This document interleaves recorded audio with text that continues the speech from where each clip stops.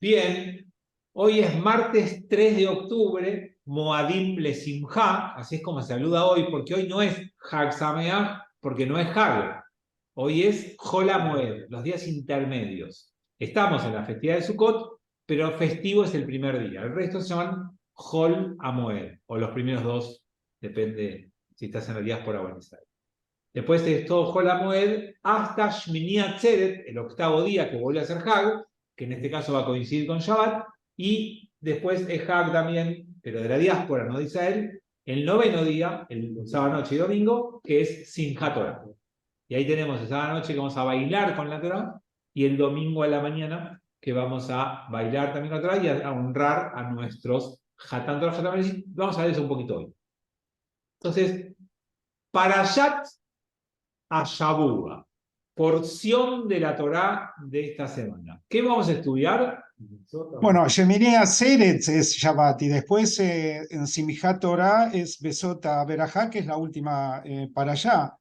Bueno, Creo que en Shemini Atzeret se lee algo relacionado con Eclesiastes, el Coelet. pero eso no es Torá, eso no es Torá. Ah, ok. Coelet leemos en Sukkot, no en Shmini Atzeret. La lectura de Sukkot es Shmini Atzeret, de la Megilá de Coelet, Sí. la que leemos en Sukkot. Vamos a hablar de Simchat Torah. No tenemos para allá esta semana, en realidad es otra brajá, sí podemos decir de alguna manera que se lee, pero como no corresponde a este Shabbat, sino que corresponde a la lectura de la Torá de Simchat Torah, y eso se lee junto con Bereshit, nada, sería más complicado.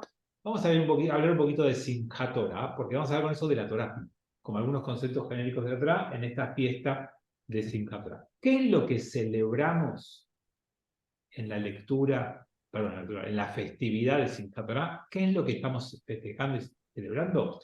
Bueno, la primer festejo, sepan que es una costumbre judía. Cuando lees un libro judío, no el Quijote, lees un libro y lo terminás de leer, de estudiar, celebrás, festejás. Es una costumbre judía.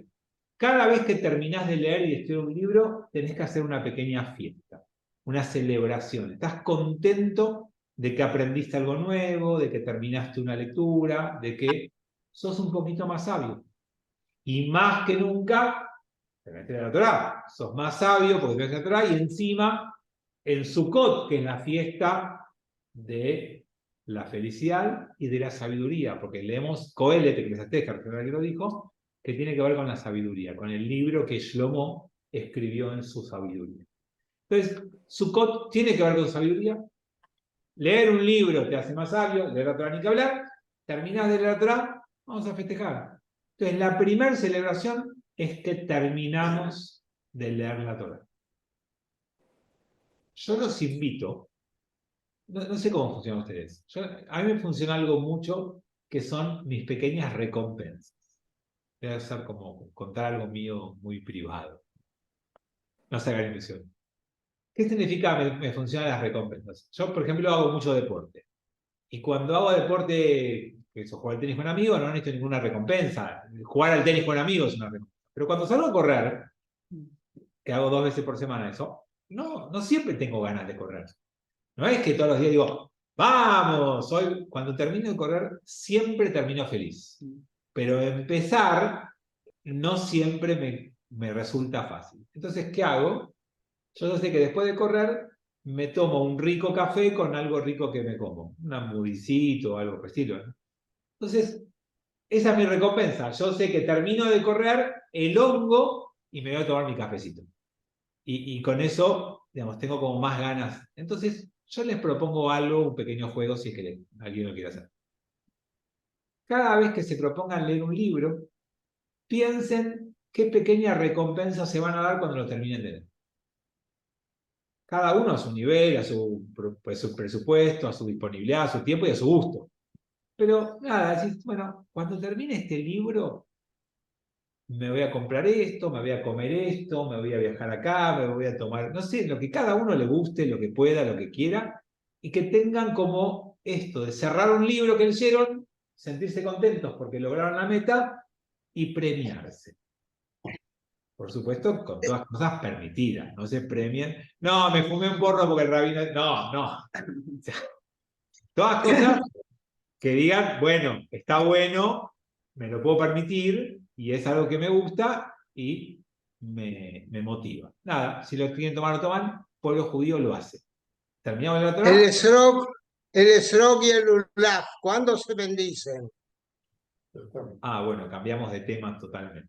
No le gustó la propuesta que yo le hice. Ok, está bien. Vamos por otro lado.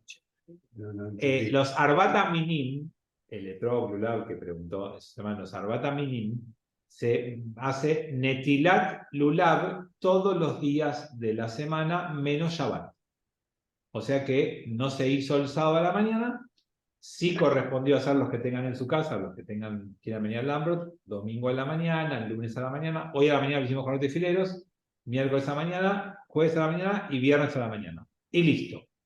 Ya el sábado ya no, y el domingo ya no es más Sukkot, así que hasta el viernes a la mañana corresponde hacer Netilat Lula. Bien, lo segundo que les cuento de esto de festejar al final de la lectura, lo otro que hacemos es que no solamente terminamos la lectura, sino que empezamos, todos juntos. O sea, en el mismo momento que lees la última palabra de la Torá, ¿alguien sabe cuál es? La última palabra de la Torá. ¿Alguien sabe cuál es? ¿Cómo termina? No termina con una frase que es Hazak, Hazat, Benismet. Eso no está en la Torá, eso es la frase que decimos. Cada vez que terminamos el texto decimos eso, pero la Torá con qué palabra termina. Amén. Y No. fueron felices. No. ¿Cómo termina? Israel, ¿no termina con Israel? Muy bien. Cuando leemos la palabra Israel, que es la última palabra, y terminó la Torá, y terminó la lectura, y como dijo Julio, decimos Hazak, Hazak, Benit Hazek, que la Torá te dé fuerza, te fortalezca, que es lo que decimos cuando terminamos de leer el texto. Enseguida vamos a ver Bereshit, el nuevo comienzo. O sea que terminamos y empezamos.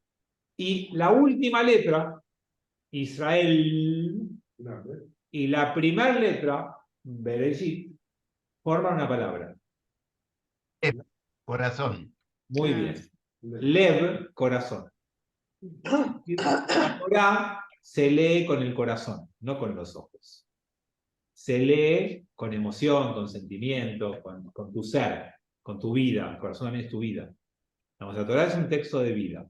Entonces, nada, terminamos y empezamos, y alguien dice, un rabino en un relato rabínico, que te podrían acusar de que terminaste y abandonaste la Torá.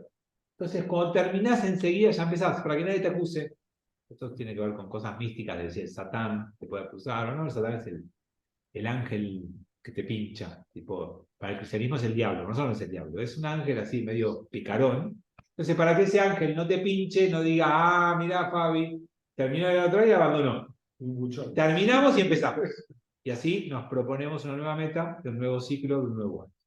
Eso es lo otro lindo de Simchat Torah. Lo tercero es que, ya que esto se tornó una fiesta, y ya que terminás y empezás, elegís a una persona especialmente para que diga la última brajá de la última aliá de la lectura total de la Torah, el que cierra, y elegís uno con un honor para que lea la primer brajá de la primera aliá del nuevo ciclo de la lectura. Y a cada uno de ellos nos vas a honrar porque es un cabod, es un honor, y le das un nombre particular. Entonces, el último, el que cierra, es el Hatán Torah, que es el novio de la Torah. Hatán, novio de la Torah. Si fuera una mujer, es Kalá, o Kalat Torah. Se le da ese honor porque es el que dice la última bendición de que estudiamos la Torah común. Y el que inicia, que es alguien con futuro, visión hacia adelante, con empuje, con fuerza, porque nos va a guiar en que leamos todo en la Torah, le damos el nombre de Hatán Bereshit. Es el novio del comienzo, del principio, de la primera palabra. Entonces, esos son los honrados que decimos todos los años en Yom Kippur, este año Hatán Torah, Hatán Bereshit. Esa es la distinción que se le da. Bien. Vamos a empezar ahora un poquito con contenido un poco más profundo. ¿Saben cuándo se transforma Simchat Torah en una fiesta? Porque no está en la Torah. No es un texto y una fiesta antigua. Aparentemente, siglo V o VI. No importa la fecha. Lo que les quiero decir es que Simchat Torah se transforma en una fiesta cuando ya nos echaron de la tierra de Israel. Ya no vivimos más en Israel. Los judíos fueron expulsados. Israel pasó a ser Palestina. Y los judíos vivían en Babilonia, en Egipto, en Asia Menor, en Europa, porque habían llegado a Italia, a España. Ya había judíos por muchos lugares, no en Argentina. Y muchos judíos establecen una festividad nueva llamada Simchat Torah. ¿Y saben qué? La gran importancia que tuvo esta fiesta es que ya no teníamos tierra. Pero no es que no teníamos tierra. No teníamos un idioma en común. No teníamos un mismo lugar donde vivíamos. No teníamos un gobierno que nos represente. No había, cada uno vivía bajo otro régimen, bajo otro gobierno, en otro lugar. No teníamos ni siquiera la misma cultura. Algunos vivían en países más ligados al paganismo, otros vivían en países más ligados al cristianismo. Un par de siglos después va a haber judíos que vivían bajo el Islam. O sea, hay diferencia cultural, étnica, religiosa, política, geográfica, idiomática, todo. Entonces, ¿saben qué? Nos transformamos en el pueblo de la Torá. Lo que nos conectaba, lo que nos unía, no era el idioma, no era la tierra, no eran las costumbres, era la Torá. Y somos el pueblo del libro, el pueblo de la Torá, porque la Torá se transformó en el eje y centro de nuestra vida. Es verdad, tenemos una historia en común. No nos unía solamente la Torá. Tenemos un pasado en común, pero gran parte de ese pasado está en la Torá. Y tenemos una comunidad de destino, un futuro lejano que vemos en común. Vamos al mismo destino. Pero lo que más nos conecta hoy es la Torá. Y por eso quizás Simchat Torah, de pasar a ser una fiesta que terminás un libro, que es una fiestita, de la fiesta que volvés a empezar para que nadie te acuse, se transforma en una fiesta hermosa. Simchat Torah es una alegría total, es bailar, es danzar con la Torá, es algo que adquirió dimensiones muy importantes, quizás por esta importancia que tomó la Torá. Claudio. ¿Se sabe cuándo, en qué lugar se inició Simchat Torah? Y en esa época, ¿había una autoridad central religiosa? Se inicia en Babilonia y no había una autoridad central, no hubo nunca en el pueblo judío. El Papa no existe.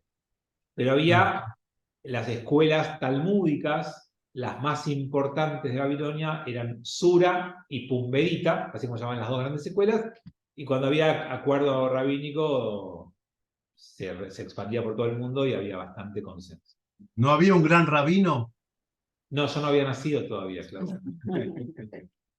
No, nunca. El puesto de gran rabino no existe. No hay eso. Bien. Sí, en la ortodoxia. No. El gran rabino es el empleado de AMIA. Es el rabino empleado de AMIA en Argentina, por ejemplo. Es un cargo público. No es que es gran rabino, significa que todos los rabinos lo reconocen como el rabino de los rabinos. No existe eso. O sea, el gran rabino es el rabino hoy en Argentina, por ejemplo, el encargado. En Israel tenés el gran rabino Ashkenazí y el gran rabino Sefaradí. ¿Qué significa? Es el gobierno que le paga un sueldo al gobierno y lo tiene como el rabino oficial.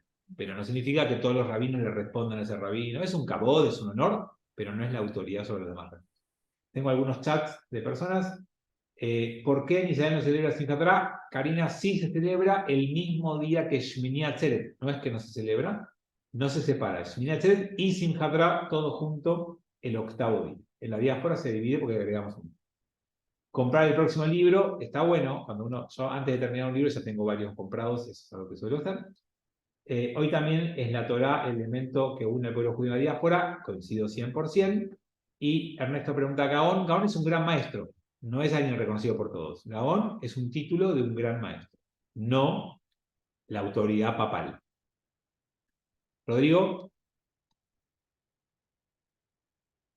Bueno, perdón, retomando un poquito lo que decías, espero que no me arretes por esto que voy a preguntar, pero la verdad es que uno escucha tantas cosas, ¿no? Y que hay como, vos nos enseñás, como que hay tantas visiones y tantas interpretaciones del judaísmo, no solo de la Torá, sino el judaísmo como pueblo, como religión, como un todo, que muchos dicen que hay como un gran tribunal rabínico en Israel y que hay un gran rabino, no lo comparo con el sacerdocio, ¿no?, de católico apostólico romano, porque como que dice mucha gente que hay como un gran rabino.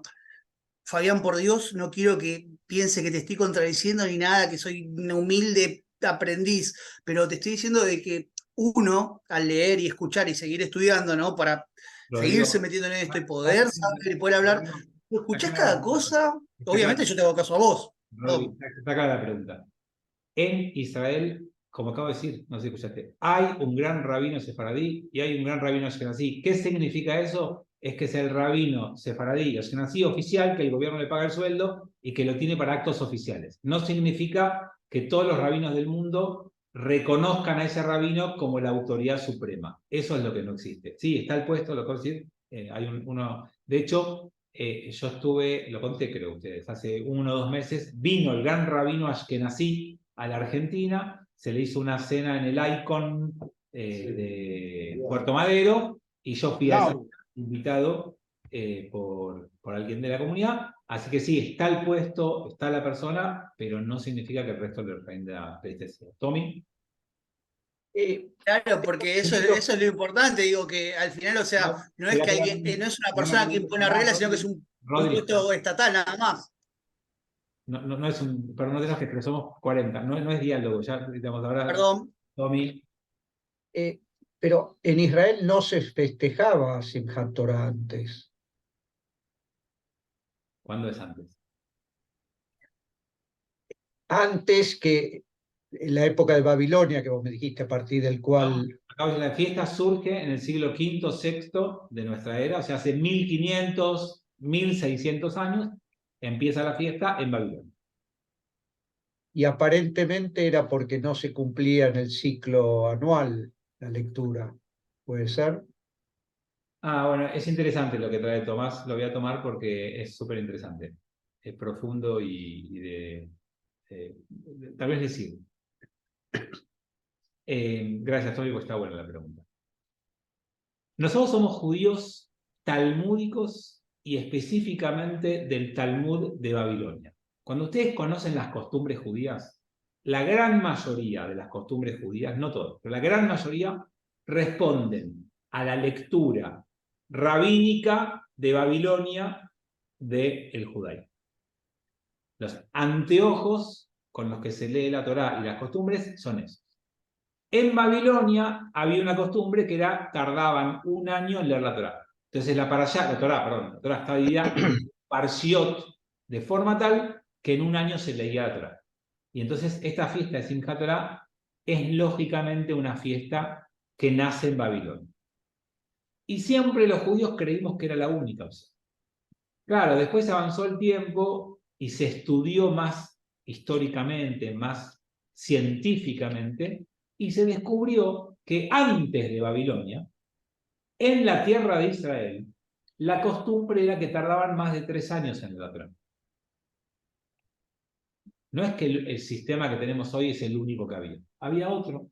En Israel dividieron la Torá en muchas más partes y tardaban 3 años y pico. Entonces, cuando el movimiento Masortí, nuestro movimiento, vio que la gente se aburría en la lectura, que era muy larga la parasha entera, y que se le hacía difícil, porque la gente no sabe hebreo, tú estás sentado en un templo y escuchás mucha lectura de un texto en hebreo y se hace un poquito largo, dijeron, pero esperá, en Babilonia tardaban 1 año, en Israel tardaban 3. Hagamos un sistema de tardar 3 años.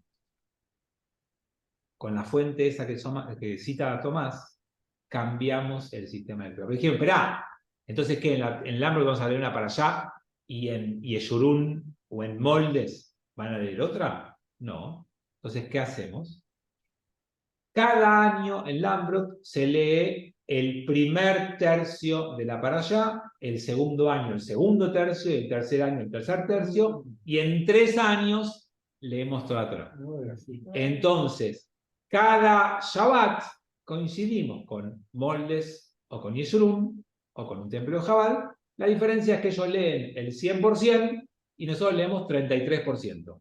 Depende del año del ciclo que estés. Por ejemplo, nosotros ahora estamos terminando el primer ciclo. A partir de Bereshit vamos a leer el segundo ciclo.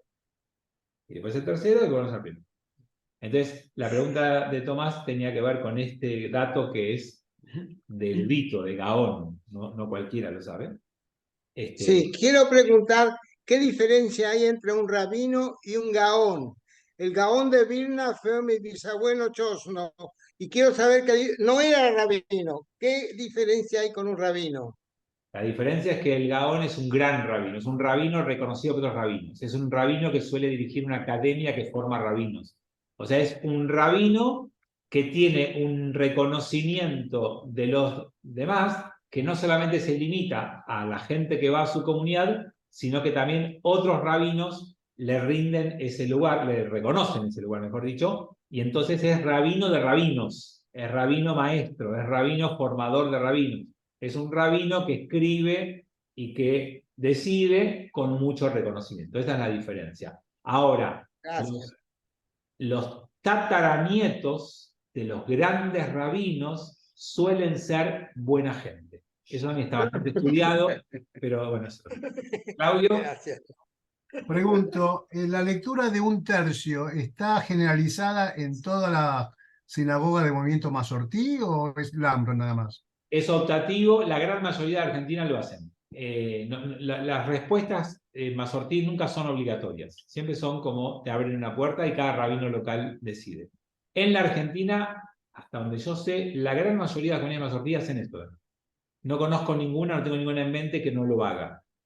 Pero si querés podemos chequear y averiguar. Pero la gran mayoría hace lectura trienal. La gran mayoría. Bien.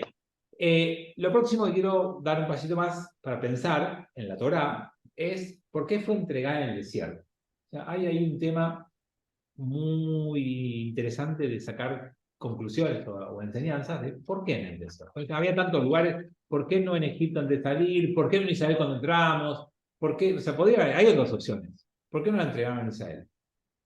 ¿Por qué no la entregaron en Babilonia, en el exilio? O sea, hay algo en el desierto que se eligió por alguna razón.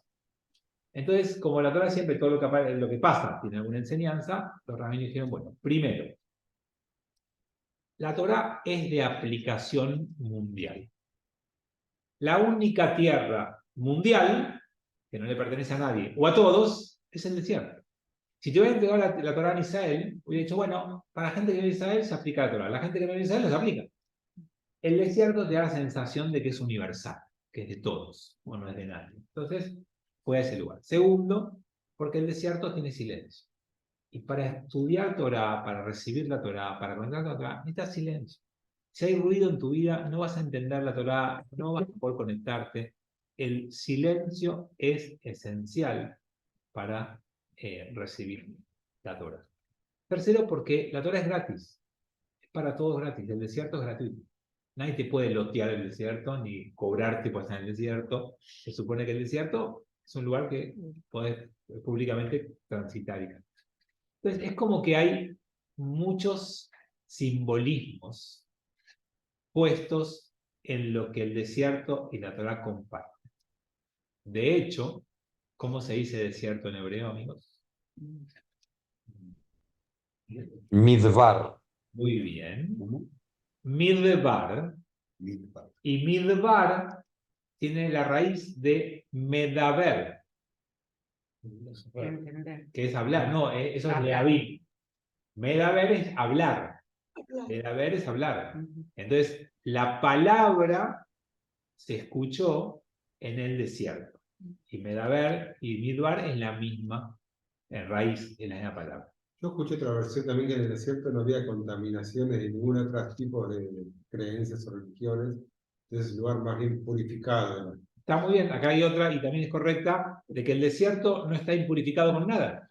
No hay otras culturas, no compite con nada, la Torá está y no hay nada que la contradiga ni que la niegue o que la parcialice. Entonces, son todos simbolismos de por qué la Torá fue entregada en el desierto, ¿no? Y ahí hay... nosotros tenemos que saber que la Torá fue entregada una vez, pero cada generación la tiene que recibir. Cada uno de nosotros tiene que aceptar la Torá y tener la Torá en sí mismo. Por eso hay una respuesta que dieron los que recibieron la Torá. O sea, cuando Dios le ofrece la Torá al pueblo judío, en la Torá cuenta que la gente que tenía que recibirla dijo Nahasé benishma. Nahasé, la vamos a cumplir, benishma. Y la escucharemos, o, como aprendimos después, la entenderemos. Cumpliéndola, la vamos a poder entender. La Torá no es un libro que hay que intelectualizarlo. No es un tema racional. No es que decís, a ver, explícame Kashrut, y cuando me expliques Kashrut, capaz que decido si como kasher o no. La Torá lo que te dice es, te invita a comer kasher. Y incorporando la práctica de comer a tu vida, vas a ir entendiendo la maravilla de eso. El ejemplo más claro con esto es Shabbat. Nadie te puede explicar Shabbat. ¿Querés entender Shabbat? Viví un Shabbat. Solamente lo vas a entender cuando lo vivas, cuando lo atravieses, cuando estés en un ámbito que se cumpla el Shabbat y vos te entregues a esa vivencia. Entonces, por eso la respuesta que dieron es Nahasé benishma. Entonces, lo que nos pone por encima de todo la Torá es comportate. Después vas a entender. Y además refuerza esto de que es una entrega, que es amor hacia la Torá y no condición. No es, a ver, escucho y te digo. A ver, déjame que vea de qué me estás hablando. Es hacer como matrimonio, ¿no? Es una entrega de todo esto. Bien, con la Torá tenemos algo muy fantástico y es que, esto que tal vez decía antes Rodrigo, pero hay gente que sí cree que hay un gran rabino, hay gente que sí cree. Bueno, el judaísmo tiene algo muy particular que se llama Shivim Panim la Torah. Shivim, no lleva. Shivim.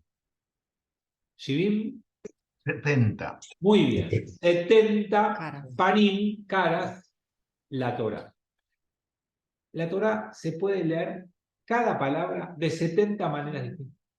Así que si yo vengo a ustedes y les digo, amigos, cuando la Torah dice Naaseh benishma, quiere decir esto, nunca va a ser la única interpretación posible. Hay otras, hay más.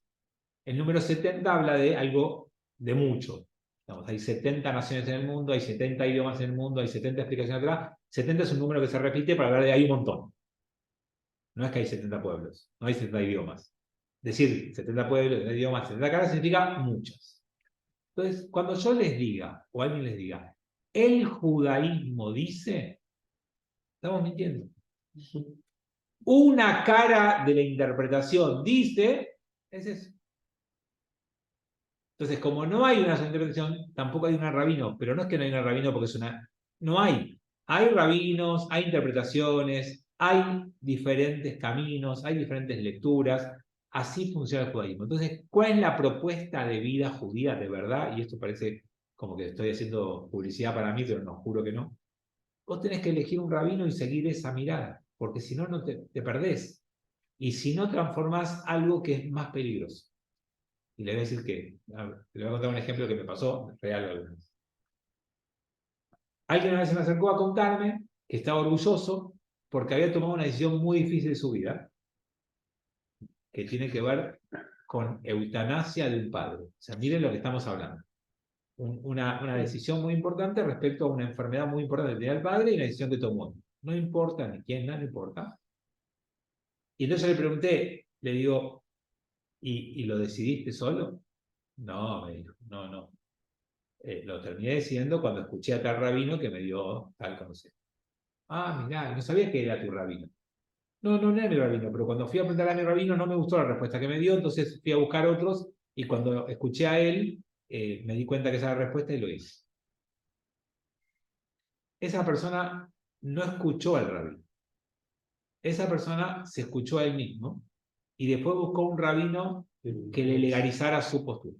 No está mal, lo que no hay que hacer es engañarse. O sea, si yo voy a seguir al rabino solamente cuando coincide conmigo, no voy a seguir al rabino, me sigo a mí mismo. Y tengo que ser auténtico. Decir, bueno, yo vine acá a hacer lo que quiero. ¿Está bien? Cada uno elige muy bien. Entonces, la propuesta de vida judía, de vuelta, no es para hacerme publicidad. La propuesta de vida judía es elegir un rabino y consultarle a él las cuestiones que no tengas claras vos, y aunque a veces no coincidas, salvo que sea algo grave y tengas que cambiarte de rabino, obviamente, pero si no coincidís, el camino no es buscar otro que te diga lo que querés escuchar. Por supuesto que si lo que te dice te parece algo desubicado, fuera de lugar, incorrecto, inmoral, falto de ética, desconocimiento de la realidad, bueno, entonces sí, buscate otro rabino.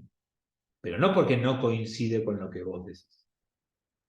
¿Está bien? Entonces, muchas caras de la Torá que no son para que vos te acomodes según tu conveniencia, sino para que aprendamos a vivir con lo que implica la pluralidad de ideas, que es una idea para mí fantástica de la Torá.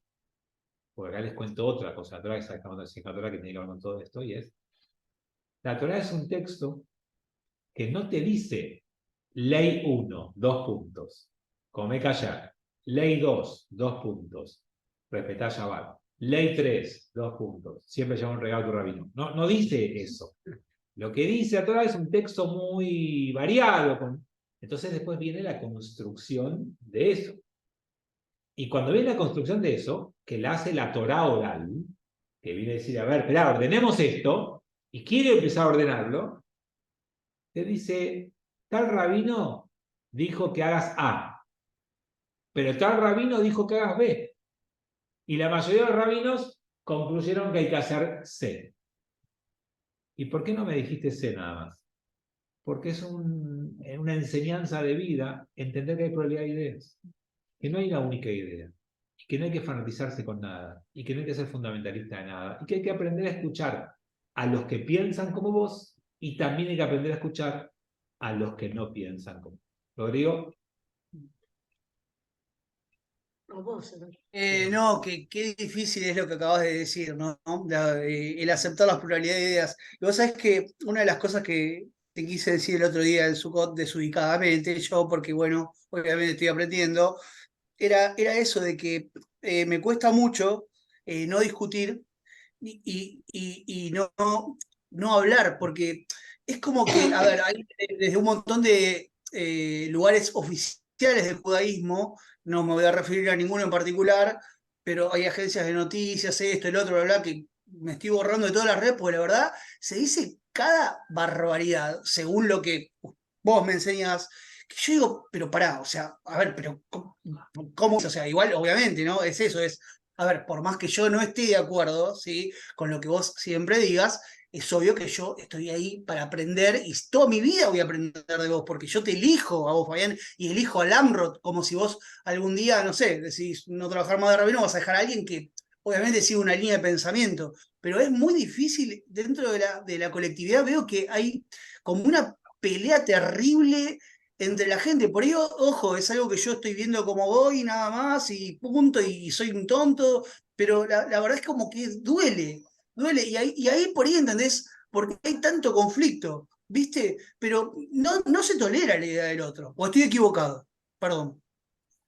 No, eso es igual con la naturaleza humana. La naturaleza humana puede estar más o menos abierta a tolerar al otro, cada uno tiene que hacerse cargo de lo suyo. El judaísmo nos enseña que hay que aprender a escuchar a los otros. Y hay que aprender a que aunque uno no esté de acuerdo, a respetar la postura del otro, y hay que saber que en el judaísmo hay diferentes posturas. Acá, por ejemplo, alguien agrega que en el desierto no pertenece a nadie, en el chat, estoy de acuerdo, eso lo habíamos nombrado. Después Cari lo compara que con los médicos y los profesionales puede pasar algo parecido, no sé a cuál de todas las cosas, pero me imagino que hay diferentes posturas, y diferentes médicos y diferentes profesionales que te pueden dar diferentes respuestas. Me imagino que pensás también en los abogados.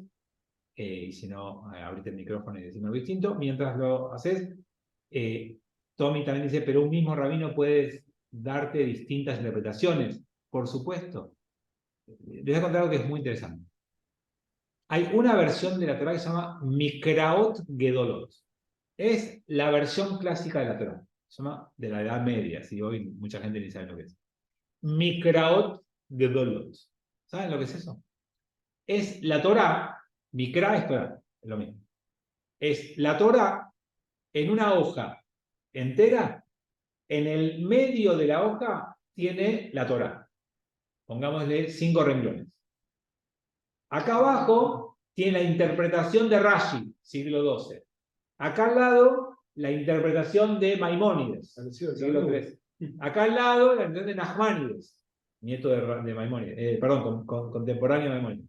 Acá abajo, y entonces vos tenés que una hoja tiene 4 o 5 renglones de la Torá y 7 interpretaciones, que a veces se complementan, pero la mayoría de veces se contradicen. Y el rabino no tiene que elegir. Le voy a dar el ejemplo más básico. ¿Cómo Dios entregó la Torá al pueblo judío? Porque tiene algo sin Torá.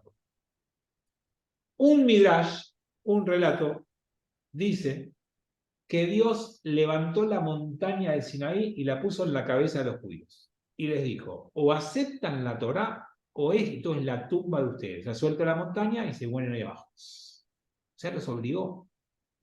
Y es un relato. Y hay otro relato rabínico que está al lado, que dice que Dios fue a todos los pueblos y le dijo, ¿querés la Torá? El pueblo dijo, ¿qué dice la Torá? No asesinarás. No, gracias, Dios, no es para nosotros. Otro pueblo dijo, ¿querés la Torá? ¿Qué dice la Torá? No cometés adulterio. No, olvídate, no es para nosotros.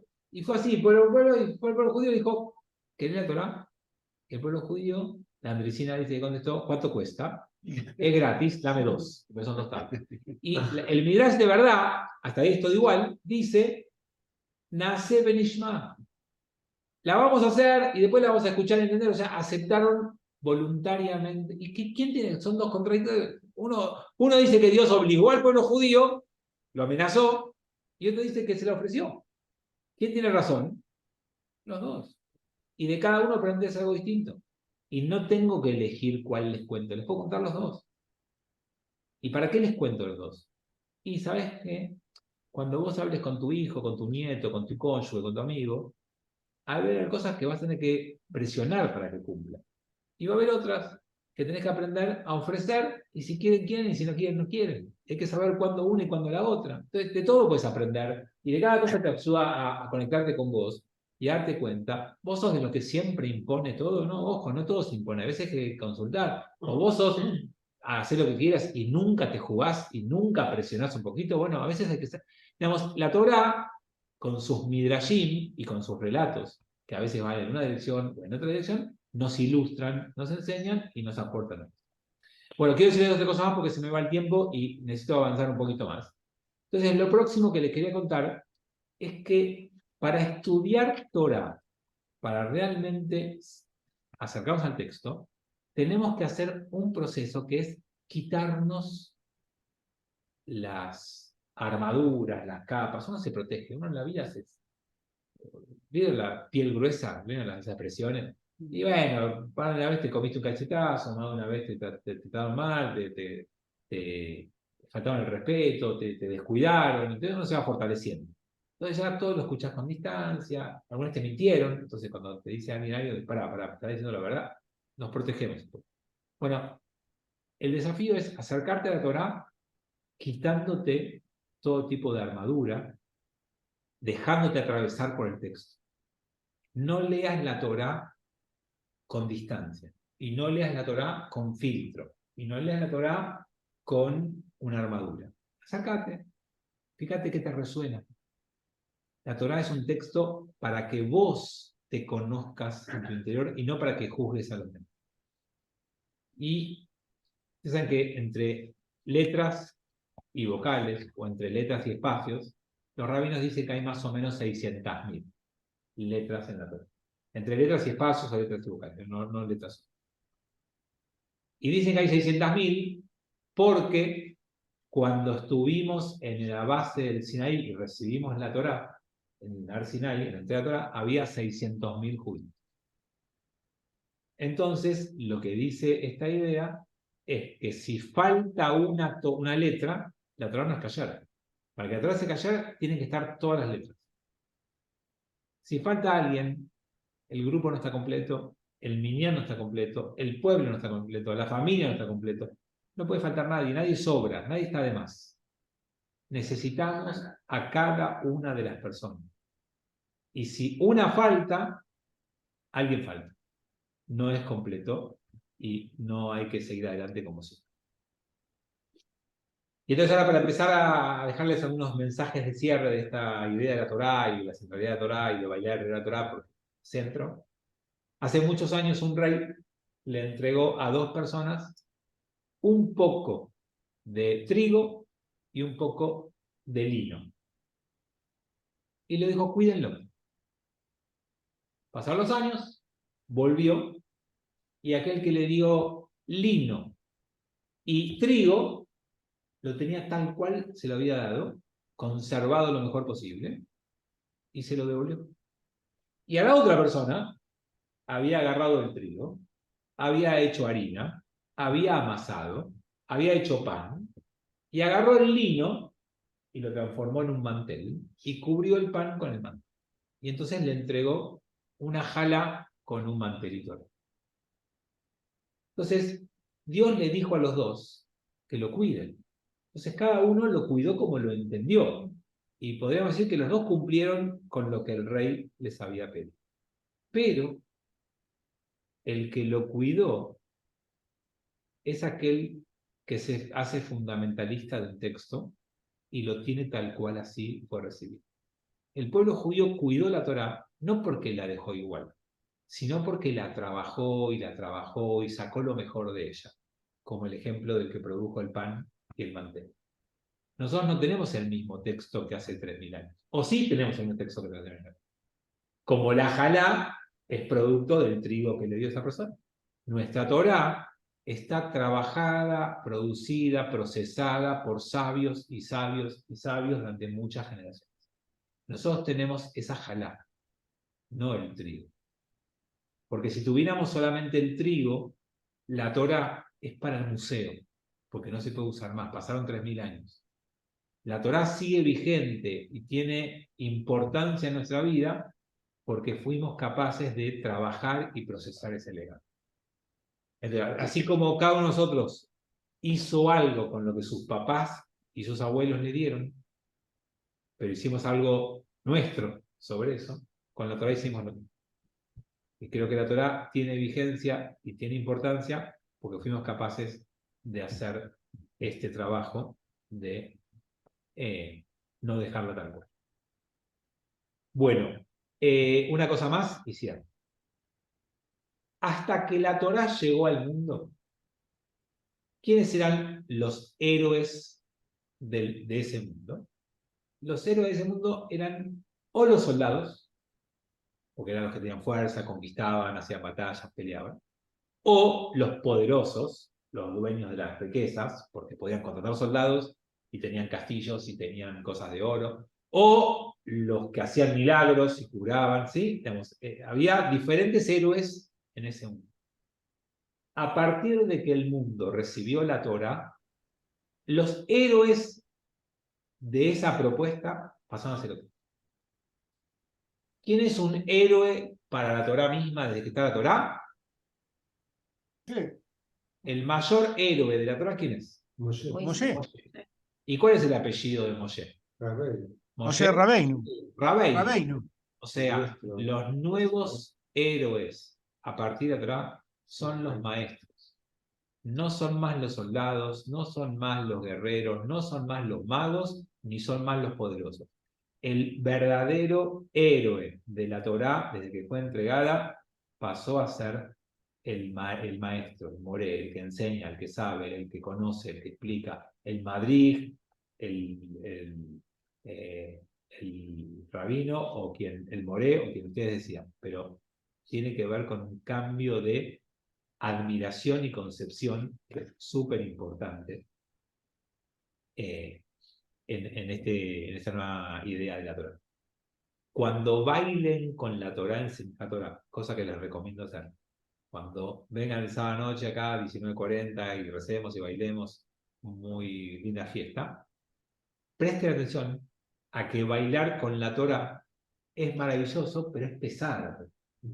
Tiene un peso importante. Bueno, que podemos bailar, pero cuesta. En la vida nos pasa lo mismo. Cuando cargas peso, cuando llevas peso, te cuesta. La idea es que uno no cargue un peso que no necesita. En Simchat Torah, te abrazás a la Torah y bailás con la Torah con un esfuerzo mayor. Bueno, después sacate ciertos pesos, sé más espontáneo, más libre, más tranquilo, y no cargues el peso. Pero bueno, ahí tenemos una invitación concreta para el sábado de la noche. Hay un par de chats y cierro con eso.